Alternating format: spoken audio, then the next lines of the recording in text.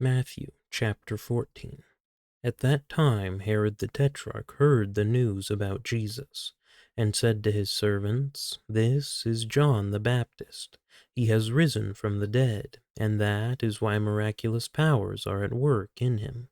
For when Herod had John arrested, he bound him and put him in prison because of Herodias, the wife of his brother Philip. For John had been saying to him, 'It is not lawful for you to have her.' Although Herod wanted to put him to death, he feared the crowd, because they regarded John as a prophet. But when Herod's birthday came, the daughter of Herodias danced before them and pleased Herod, so much that he promised with an oath to give her whatever she asked. Having been prompted by her mother, she said, 'Give me here on a platter the head of John the Baptist.' Although he was grieved, the king commanded it to be given because of his oaths, and because of his dinner guests. He sent and had John beheaded in the prison, and his head was brought on a platter and given to the girl, and she brought it to her mother. His disciples came and took away the body and buried it, and they went and reported to Jesus. Now, when Jesus heard about John, he withdrew from there in a boat to a secluded place by himself. And when the people heard of this, they followed him on foot from the cities. When he went ashore, he saw a large crowd, and felt compassion for them, and healed their sick. When it was evening, the disciples came to him and said, "This place is desolate, and the hour is already late. So send the crowds away, that they may go into the villages and buy food for themselves." But Jesus said to them, "They do not need to go away. You give them something to eat." They said to him, "We have here only 5 loaves and 2 fish." And he said, "Bring them here to me."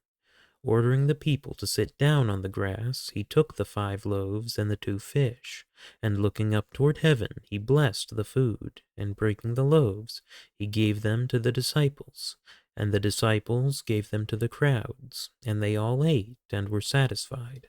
They picked up what was left over of the broken pieces, 12 full baskets. There were about 5,000 men who ate, besides women and children. Immediately he made the disciples get into the boat and go ahead of him to the other side, while he sent the crowds away. After he had sent the crowds away, he went up on the mountain by himself to pray. And when it was evening, he was there alone. But the boat was already a long distance from the land, battered by the waves, for the wind was contrary.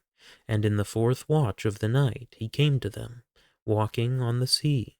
When the disciples saw him walking on the sea, they were terrified, and said, "It is a ghost." And they cried out in fear. But immediately Jesus spoke to them, saying, "Take courage, it is I. Do not be afraid." Peter said to him, "Lord, if it is you, command me to come to you on the water." And he said, "Come." And Peter got out of the boat, and walked on the water, and came toward Jesus. But seeing the wind, he became frightened, and beginning to sink, he cried out, "Lord, save me." Immediately Jesus stretched out his hand and took hold of him, and said to him, "You of little faith, why did you doubt?" When they got into the boat, the wind stopped, and those who were in the boat worshipped him, saying, "You are certainly God's Son." When they had crossed over, they came to land at Gennesaret, and when the men of that place recognized him, they sent word into all that surrounding district, and brought to him all who were sick, and they implored him that they might just touch the fringe of his cloak, and as many as touched it were cured.